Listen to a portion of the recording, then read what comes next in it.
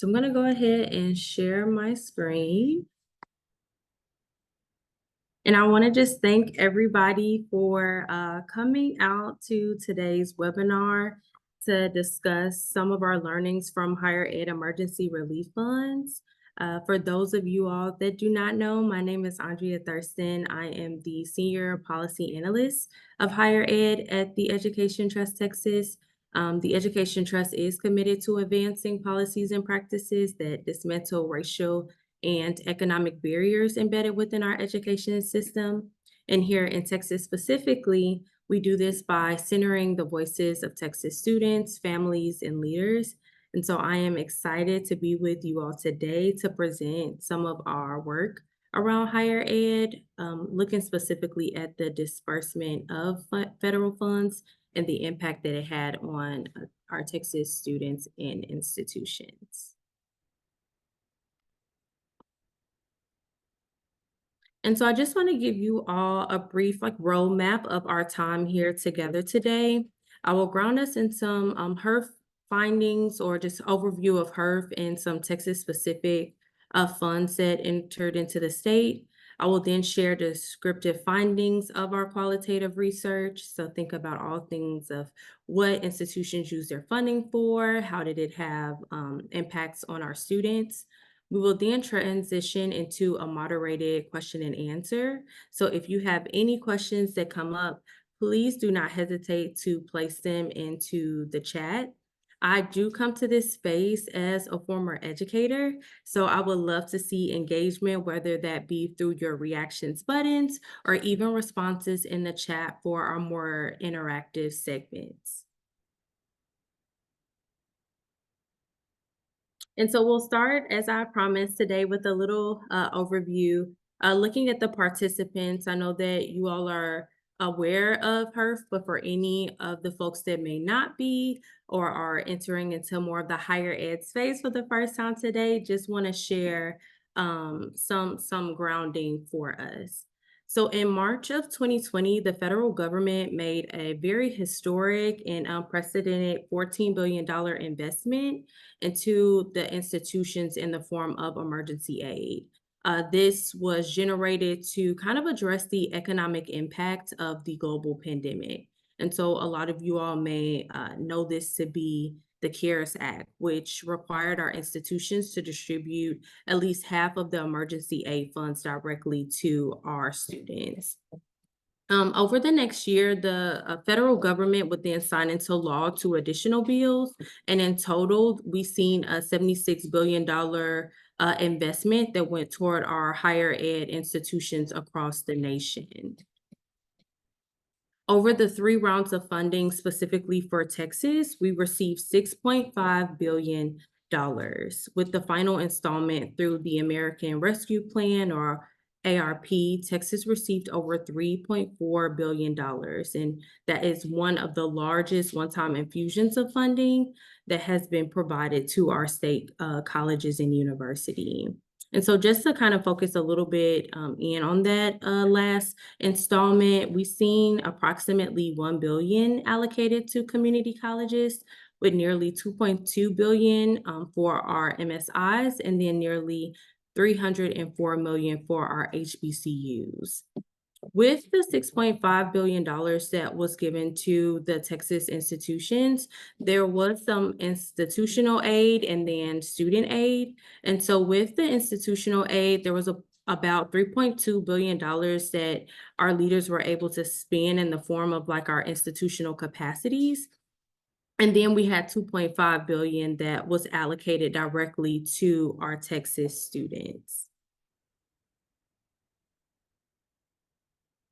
And so thinking about this emergency aid and the various resources that were available during the time of pandemic, we know that it was designed to address students' critical needs. So these things that may have formulated from the existing of the pandemic, but we didn't necessarily know how effectively those funds had been dispersed or distributed, or how they may have impacted our students, specifically those students who had been disproportionately impacted by the pandemic. And so while we may not see like this large infusion of funds in the future, there may be opportunities where the federal government or state policymakers begin to consider new streams of funding or emergency aid.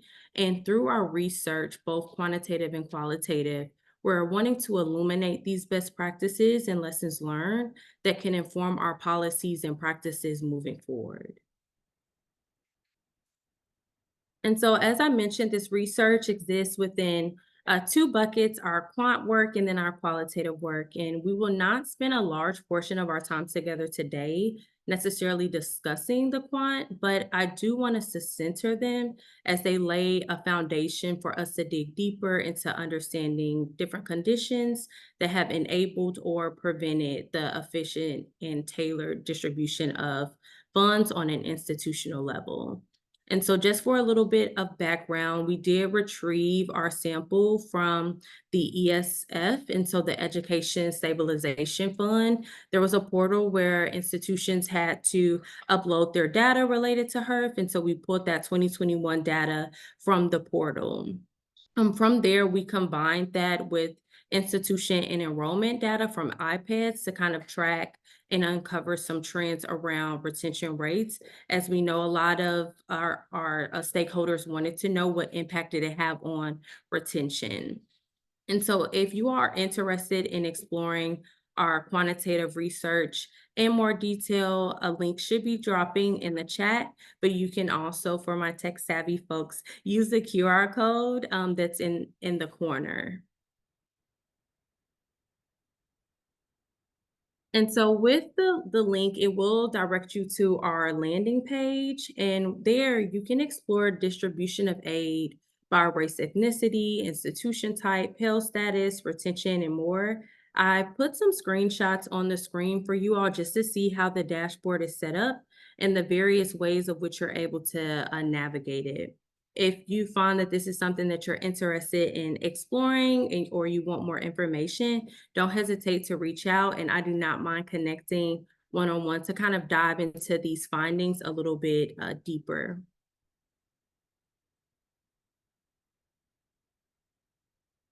And so again, with this, there are some things that really stood out within our quant findings. It is important to note that there were 1 million Texas students who received federal aid through HERF. And so that 1 million is something that we should be thinking about as we kind of talk about like who had access to the fundings and how it impacted our students. And one thing that was interesting is despite having similar average amounts of unmet financial need, our Texas students enrolled at public two-year colleges were less likely to receive emergency aid. And then two, they received smaller average award amounts than students enrolled at public four-year universities. And so we have attributed this to the initial funding formula that prioritized like full-time enrollment counts. And we know that a lot of our students here that attend our two-year are attending part-time.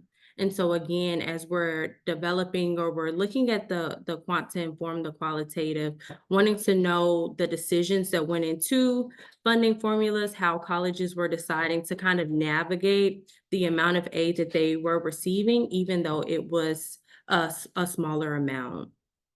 In that same breath, compared to public four-year colleges in Texas, our community colleges in the state distributed aid to more non-Pell recipients than Pell recipients. So again, thinking about our community college attendees and what we know to be true about them, there are oftentimes barriers that are in place that may prevent them from receiving aid or like FAFSA. And so if we're looking at Pell as a proxy, what barriers are being put in place, and then how are we overcoming them? And so that led us to want to know a little bit about how community colleges went about gauging students, their needs, and then again the distribution that they would then experience through the federal aid. And so I've referenced a lot about our Texas community college students and landscapes and what we know to be true in this space, because we do have participants from outside of the state that are visiting with us today.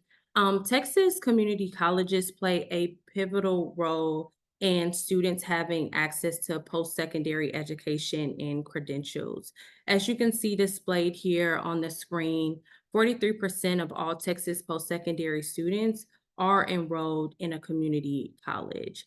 30% of the enrollment is also drawn from students that are over the age of 22. So I want us to think about all of the different intersects that may exist. We have parents and students coming into this space. We have students who are workers, some students who are returning. And the demographic of our Texas community colleges are very diverse. And so, with those findings that I mentioned on the previous page, with paired with these truths we know about our community colleges, we wanted to better understand the context and decisions of our community college leaders and practitioners, as they were the ones that had to navigate the pandemic and distribute the aid, but also to wanting to understand the experiences of students who received it. As EA has emerged over the years, a lot of the conversations are around what's the role? Does it really work? Like, how do we invest?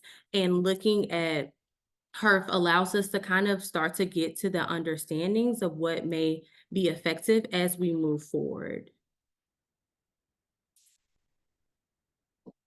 So some things about our research methodology. To gather insights directly from our admin and students, we did conduct focus groups and one-on-one interviews to again understand factors that influence a determination and distribution. We wanted a better understanding of some of the data sources that practitioners may have relied upon to identify student need, as well as any innovative practices that emerge that could be replicated. And I think, again, the biggest point of like the influence that the funds had on student outcomes. And so with the dashboard that we previewed earlier, you can see those retention trends that exist based off of sectors. And so one thing that we did was created a case study database using that data. And so we pulled institutions that show consistency in retention, maybe were an outlier in the sense that they had seen a slight decline or even an increase in the retention rates. And then we made sure that we had a sample size that was representative of just the state of Texas. And so ensuring that we had smaller institutions in the mix, especially to our rural colleges, as we know that their experience looks very different than maybe, let's say, an urban community in the schools. And so we conducted these focus groups and interviews from June to November of last year. And at the conclusion, coded those transcripts in a deduced software to generate the findings that we'll talk about a little today. And so we did have 10 institutions that participated in our focus groups. And when we say the 30 practitioners wanting to highlight that it was a range of roles that were present. And so we had some presidents, we had directors of financial aid or of support services. And then for our students, we were able to have students who are parents and students, part in full-time students, as well as veterans and military. So again, just an array of people represented within the focus groups. While we know that, there are several different identities or an array of institutions, this is just to give us an understanding of the trends that were existing over time. And so the thing that you all are here for, I'm probably most excited about, as I am to share with you all, are our research findings. And so through all of our engagement in our focus groups, we did end up with 6 findings. I do want to note that there was a lot that we learned and uncovered within the focus groups. And so these are just the things that align most with conversations that we were hearing, questions that were being posed as we engaged with different stakeholders. And so again, the link to the report will be placed in the chat, but also to feel free to use the code to access that landing page. We're gonna just talk briefly about these research findings before we dive deeper into a few. And so our first finding here is that even at institutions with pre-pandemic emergency aid programs, practitioners face new challenges in administering HERF aid. I think it's important to note that $6.5 billion coming to institutions is a lot of money, something that we've never seen before. And so even with institutions that may have had EA programs established prior to, found themselves having to overcome new challenges. Let's say, like the role of EA, or what's the best method of, again, choosing to identify or assess student need, which leads us into finding two. So, one thing that we notice within these focus groups is that the ways in which our leaders decided to identify student need kind of changed over time. And so, earlier you all heard me talk about Pell status as a proxy, but leaders were able to kind of take a step back and say, what do we know to be true about our students? And the pandemic, yes, has caused new challenges and new struggles, but for a lot of their students, it just further exasperated what they knew to be true about their day-to-day navigations of day-to-day life. And so our institution leaders began to think about different ways that they could assess student need that was more accurate to what they truly were facing at the time. Our third finding, which I enjoy, is that students actually preferred more targeted and direct outreach strategies than what they were receiving. So a lot of times when it comes to marketing of programming on campus or resources, leaders are communicating those things through email or word of mouth, let's say from student to student. But the students in our focus groups elevated that they would prefer to have more touch points with trusted leaders on campus, or even these simple, they call them simple solutions of just posting flyers around campus or incorporating some of these resources into, let's say, a syllabus or orientation, so that they knew it was something that was reliable and trustworthy. We won't necessarily dive into this finding today, but I do want to elevate that a lot of students said that they thought that the aid was a scam. So they're getting these emails and they didn't want to click on it, in fear that they might get a virus on their computer or something of that nature. And so I think that just speaks to the importance of ensuring that students have not only have access to these different resources, but also too that they're getting communication from trusted individuals on the campus. Number 4 for me did not come for a shock, and I'm interested to see what you all think. But for the relief funds, students used it primarily to cover non-tuition costs. So think food, housing, transportation. That is where we've seen a lot of our students utilizing their funds. And so that gets more into the conversation about basic needs that we've been hearing across the state more recently. When asked about the impact of aid, practitioners and students emphasized that it was the combination of direct aid with other student support services. So think about public benefits or community resources that allow students to just have an array of access to various things.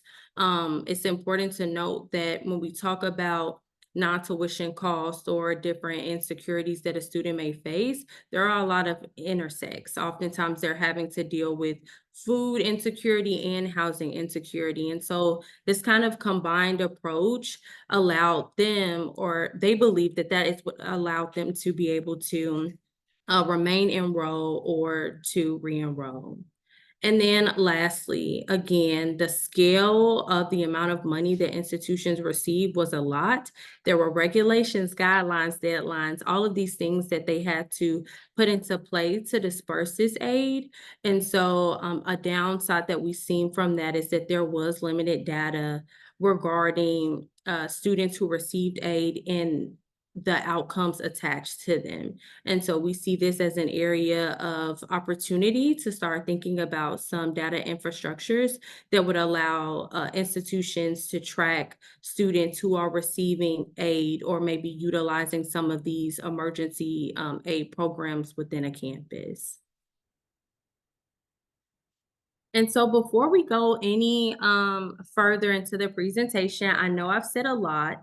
And so I do want to just pause and give y'all a chance to interact. This can be within the chat, or you can come off mute if you would like to just share which findings most align with what you've seen and or experienced, but also too if there was something that was a shock factor from you that you've heard today thus far.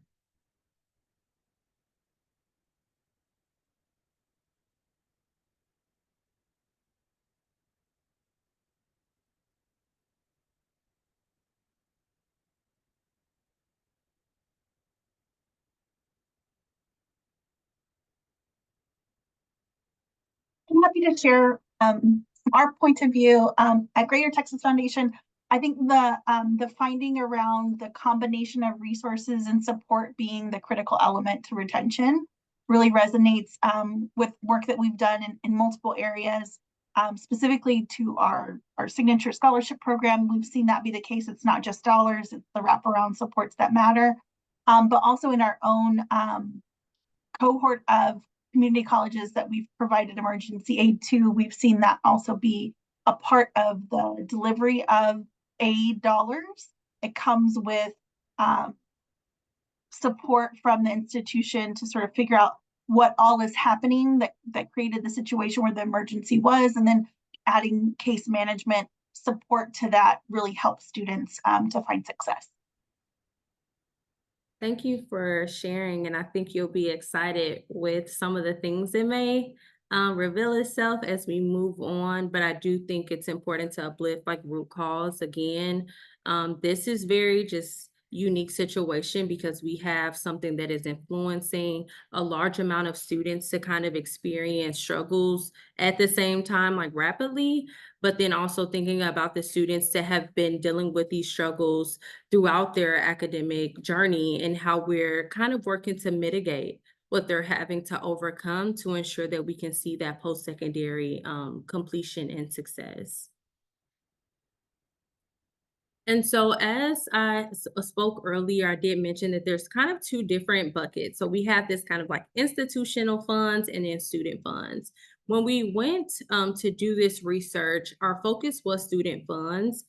However, when we got into the focus groups, I found that a lot of our leaders were like, hey, we cannot go throughout this focus group without mentioning the role that our institutional funds play. They're very interconnected. And so there were a lot that the institutions were able to do because of this portion of funding. And so wanting to highlight that today. And so within our focus groups, we found that our leaders utilize portions of this fund to either address students' financial insecurities or to enhance their institutional infrastructure. Now, we do know that these funds were utilized for things such as salary, um, etc. But uplifting that these two buckets here on the screen were areas that leaders felt that they needed to prioritize to ensure that they maximize the student aid portion that they distributed to their students. And so with addressing the students' financial insecurity, in the conversation, it came up about the goals of HERF and the short and long-term impacts that they wanted to have. And in one of the groups, a leader had mentioned that, again, understanding that the pandemic further exacerbated these challenges. And so long-term, they felt that utilizing the funds to actually clear student accounts or to supplement student aid would be a priority. It'd be the thing that positively impacted their students long term. I think one thing that I was appreciative of is that a lot of the leaders were aware of the demographic of which they were serving. They had engaged with their students in prior surveys or different assessments to kind of understand what they were facing. And they took the step to say, long term, we know that this will be something that will benefit our students as overdue accounts could become an additional barrier for how a barrier for them. So how would they, within their control, within their resources, help or work to mitigate that for their students? And so through these stories that came in our focus group, these best practices emerged about like evaluating and identifying short and long term goals when it comes to the amount of aid that you have available. Again, unique circumstance with the amount of aid, but something that can be replicated as we start to talk about EA programs, or what purpose do they serve, or what are we wanting to get out of them. Really taking the time to define those short and long-term goals so that you know what you want to do with them moving forward. And then again, this idea of like analyzing existing student level data, data is so important. We hear it on a day-to-day, right? Within this work, but it does allow us to make informed decisions. And by doing so, again, some of our colleges were able to put this pocket of money aside to ensure that students didn't have to worry about these outstanding balances, or so that again, these students that have these complexities and intersections would be able to have more money available to address some of the issues that they were dealing with.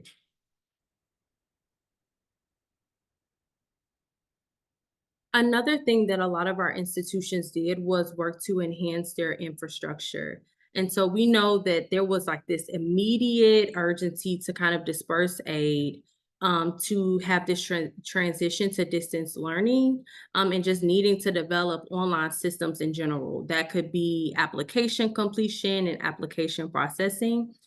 This was not an easy adjustment for our campuses. Some of them had outdated infrastructures, or maybe lacks high-speed internet connectivity. And so with the funds, knowing that they would not be able to engage with students in person, they had to take the time to actually transition all of like their paper forms and applications to an online platform. And the funds allowed them to do that. I don't want us to think that at any time leaders were being negligent to this need of a more updated infrastructure. It's just that they did not have the monetary means to do so. And so this funding allowed them the opportunity to be able to address some of the gaps that they knew existed. I have a campus spotlight of Panola College. They talked about introducing this connectivity system within the campus parking lot. And so students were able to come in and work to complete coursework utilizing the Wi-Fi within this campus parking lot. But they also were able to implement hotspot checkout systems. And so when we're thinking about, again, students having to work from their home, do they have the means, right, to pay for internet? And those are things that we probably are not thinking of if we on a day-to-day basis have access to those things. But Panola, and again, being able to understand the student demographics and asking them what they needed, they were able to then develop something that was most impactful for their students at that time. And so in this, I think it's important to note of, I think you hear funds coming in and what institutions should be doing or should not be doing, but these things will vary campus to campus, as there's literally no single approach to ways that we address our student needs.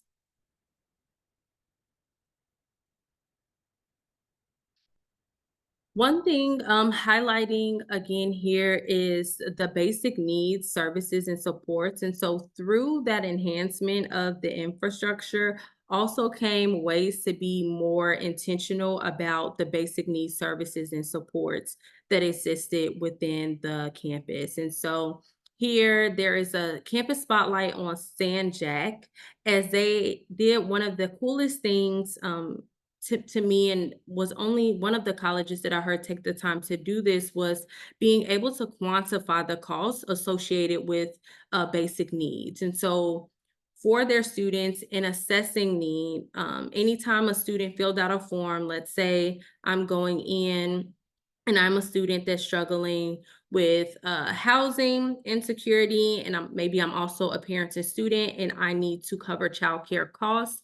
As the student is going through and selecting these different basic needs proxies to assess what the student's level of need is, Sanjack actually quantified that. So there was a generated amount that was recommended for them. And the importance to this is that oftentimes we can say like, hey, we're going to give a student X amount of dollars, but is that money going to actually have a positive impact on the circumstances that students are facing? And so with this approach, they were actually able to provide more adequate funding for their students. And again, when we're talking about the emerging practices of being able to really define and measure the gap that we're seeing between our student population, student needs, available resources. In this instance, again, looking at how we can take what Sanjack did and make it applicable or realistic to our campus. And so again, in this specific example, really leveraging what the basic need was. I don't know if y'all can hear my dog, so I apologize if y'all can hear him, but really looking to say like, hey, what is it that the student is struggling with? And then how do we work to address it? And in this particular case, this was looking at dollars amounts that could work to address some of those needs that came up. And so I did include one of our quotes here that said that we knew that the majority of students were using federal relief funds for housing and then transportation, and then food was the largest. And so they knew that their students had basic needs and security and wanted to ensure that within this opportunity of HERF, that they maximize it by trying to give more tailored dollars to students based off of their need.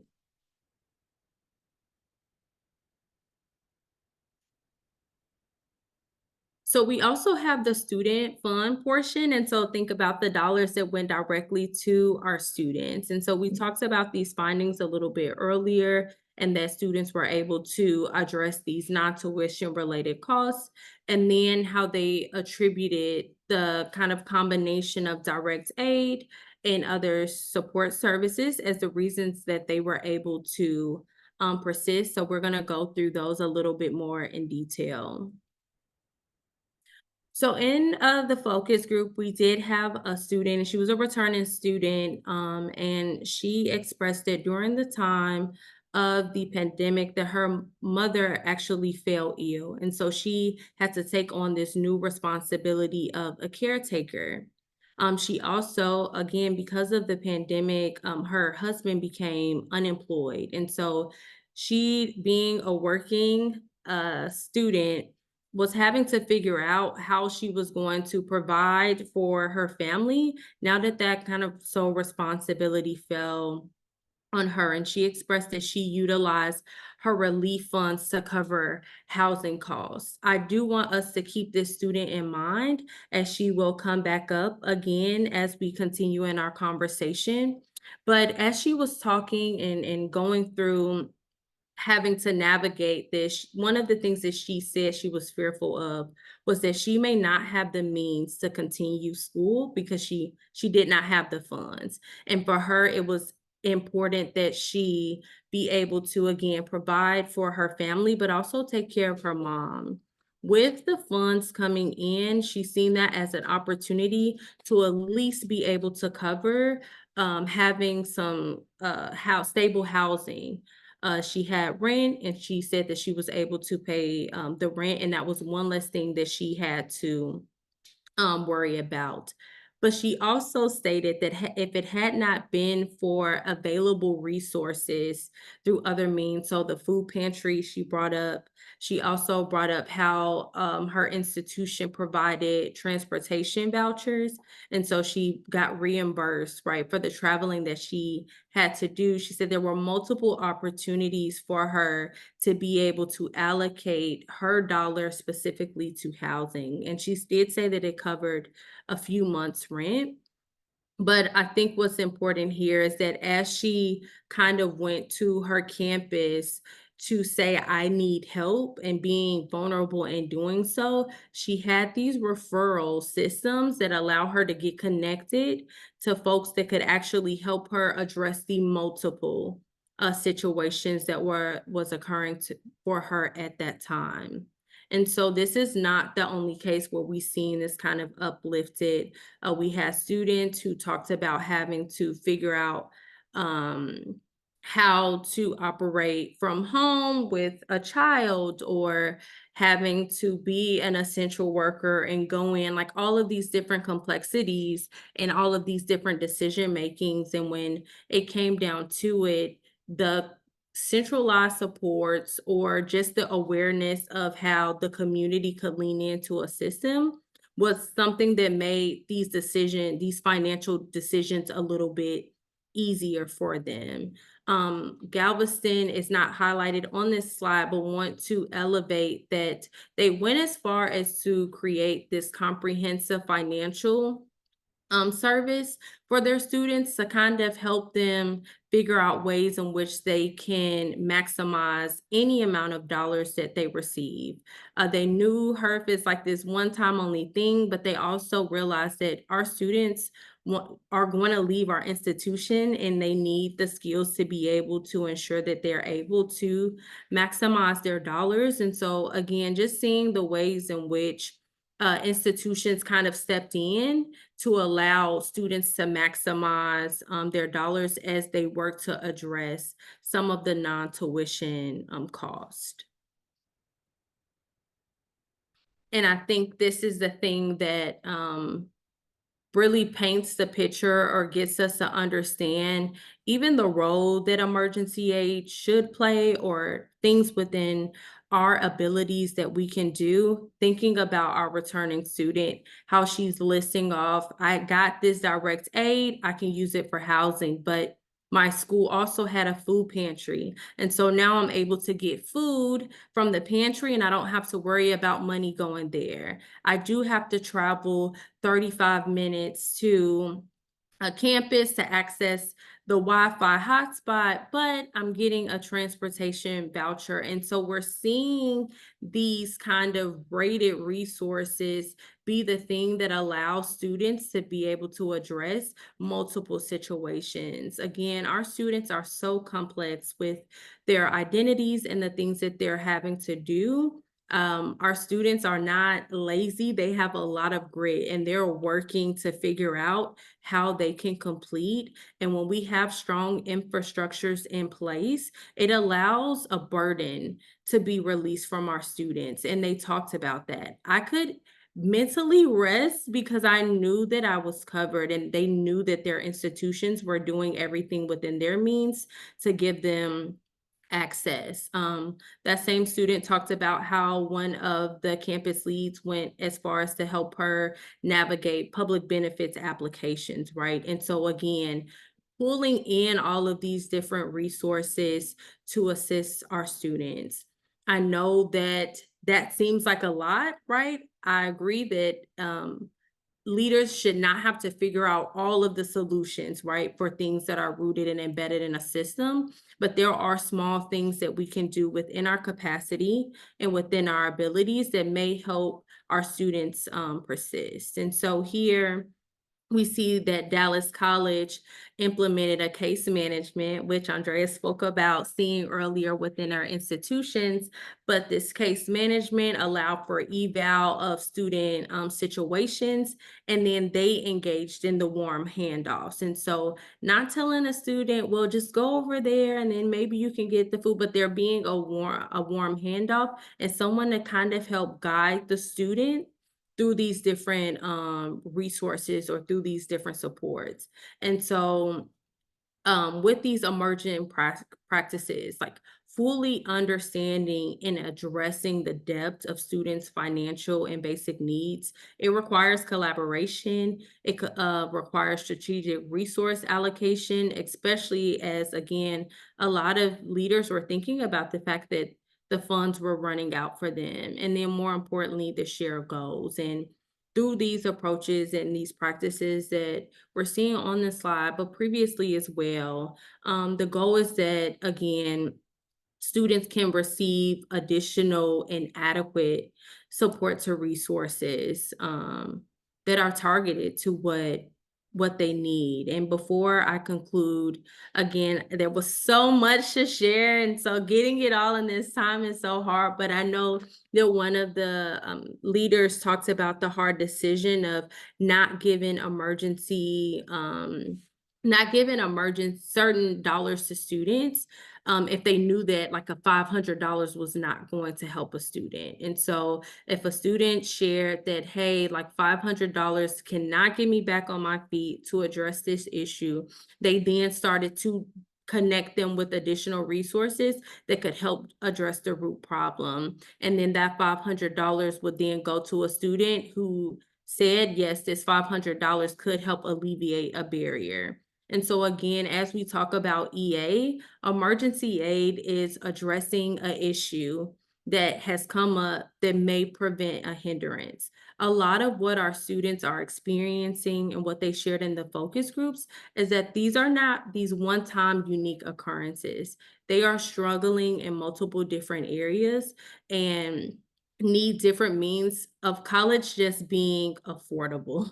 Students are dealing with high levels of unmet need. And yes, while our public 2 years are more affordable than the 4 year, the reality of the case is that our students need access. They need access to supports, they need access to services, and more importantly, they need to be equipped so that they're able to navigate the things that come on a day-to-day basis. So with that being said, wanting to acknowledge how our colleges adapted to distribute the amount of federal aid. They did it quickly, they did it efficiently, and they enhanced and developed a lot of their practices for assessing need or leveraging data and community partners.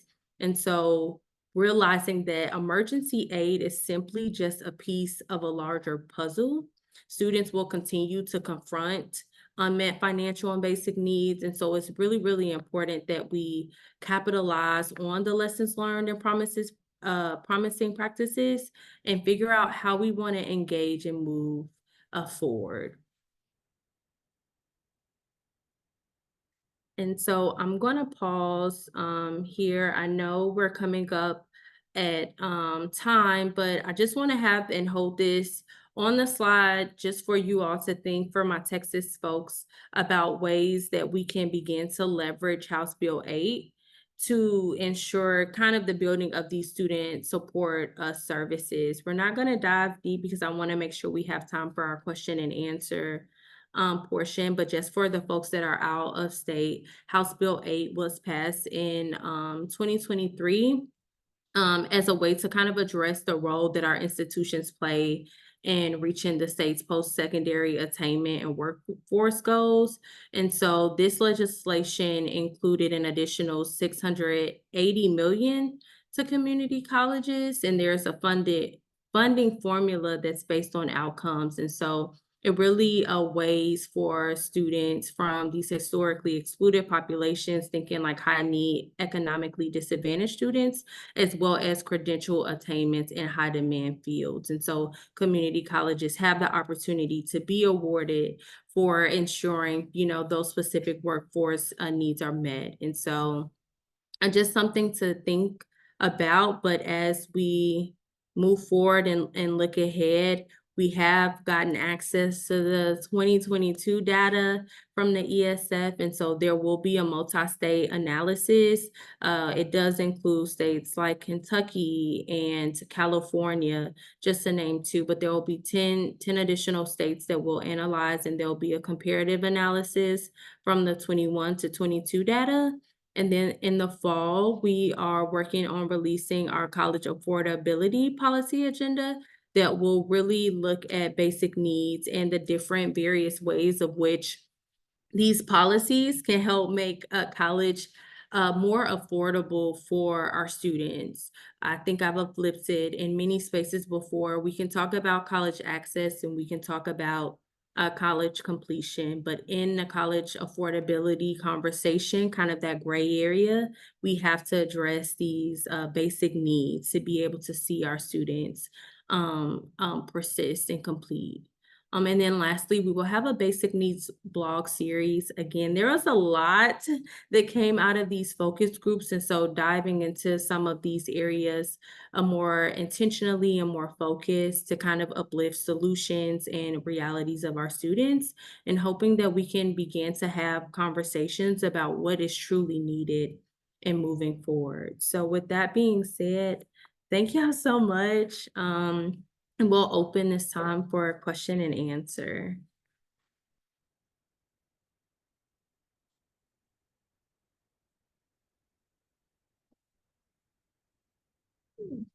Then I'll also put my email up there just in case you all want to connect.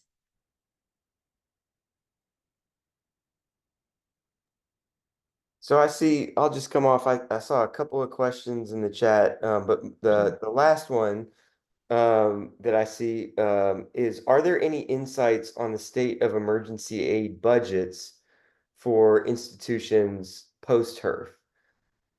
So I guess how are institutions pivoting with their own EA programs in this new kind of fiscal reality? Mhm. And that's I guess for you, Andre, if there's anything there, but certainly welcome other attendees if they have any insights they want to offer. Yeah, I will share that it varies institution to institution. I know one thing that came up for a lot of the leaders was the fear of what it would look like post the funds, because for some of these places, they were actually able to develop EA programs from HERF. And so being that those funds are gone, they're now looking at different foundations or grants that may be able to contribute to this moving forward. I know that our last slide kind of highlighted House Bill 8. I've heard in various different conferences that have occurred over the last few months that folks are utilizing that additional funding to try to sustain whatever they did during um, the pandemic time. And one thing too is this introduction of I don't want to use the term free college, but essentially they're doing no tuition costs for their incoming freshmen. And so again, these things we're seeing it vary based off of institutions, kind of what capacity they have, and then what they were able to establish prior to the pandemic and then during the pandemic. So I hope that answers your question, and can dive deeper too in sharing any resources as folks have been more vocal about how they're combating, I want to call it the HERF cliff.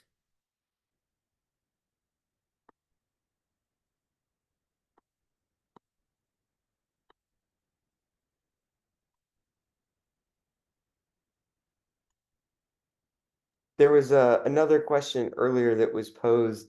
Did any institutions mention changes they may have made to late fee policies or otherwise alter their approach to these kinds of practices? So I think maybe that was back in reference to some of the use of the institutional funds in terms of fee balances, et cetera.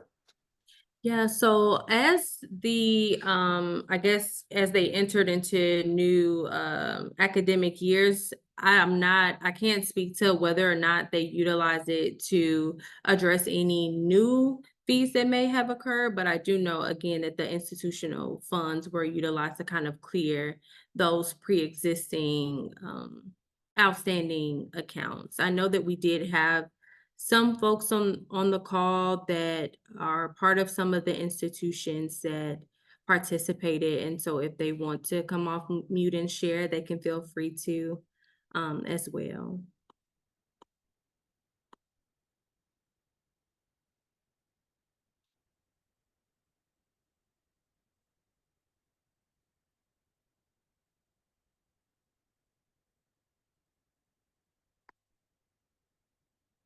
And I'm doing that just to check the chat too.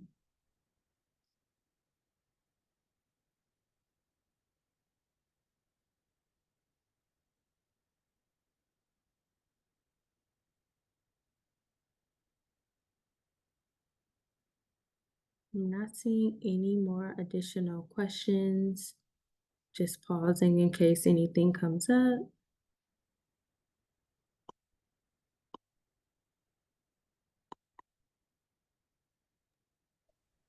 Just a quick question. I know we've had conversations with you all before, but I'm wondering if you might just share a little bit more about what you're seeing and what you're hearing from institutions as they pursue more of those efforts to connect students with public benefit. If there's more that you want to share there that's sort of related to this. So there hasn't been like any further like deep dives into it. I know that the biggest thing was for leaders being more aware of the processes associated with the public benefits. So that way, if a student expressed need, that they could actually take the time to walk them through it. But I also think that this is an area where we can leverage community partners. There are a lot of experts on the ground that engage in this work, that know how to navigate the applications or ways to ensure that students have access, right, that are even eligible for these public benefits, because that's what we're seeing, that students who are eligible are not accessing these benefits. And so they've been thinking about ways to be intentional to ensure that there is a connection amongst those public benefits. And then Jonathan, I don't know if you had anything to add. Yeah, I've talked with a few folks on the call. I know about kind of updates to the state's SNAP education and training plan. But for those who I haven't spoken with yet, does sound like there is now some forward momentum and progress in terms of starting with 4 of our 28 regional workforce boards starting this next federal fiscal year, which will be starting in October, to start expanding eligible SNAP education and training programs, including potential community colleges as third-party providers. So a lot of folks are familiar with SNAP as the nutrition benefits side of the program, but there's another source of federal funding that is really designed to supplement the actual programs that SNAP beneficiaries can enroll in to increase their their credential and workforce credentials, et cetera. And so I think that's a huge opportunity, one, to potentially draw down additional funds that the state historically has not utilized to provide wraparound supports. But the other thing is, when you look at public benefits eligibility. For example, we're just looking at childcare. So one of the few priority populations amongst parents in existing state statute are for parents who are also enrolled in a approved SNAP ENT program. So while we know that access to childcare is a problem for all parents, and we need to do a lot more to expand that, there is potentially an avenue to prioritize parenting students if we can get more of college programs registered and approved by the regional workforce boards as SNAP ENT providers. There also is obviously overlap with exemptions and eligibility rules directly related to SNAP, so the nutrition benefit side of it. And so I know that's one area that we're, from a policy perspective, trying to learn more about at the state level. So just wanted to add that. Thank you for that voiceover, Jonathan.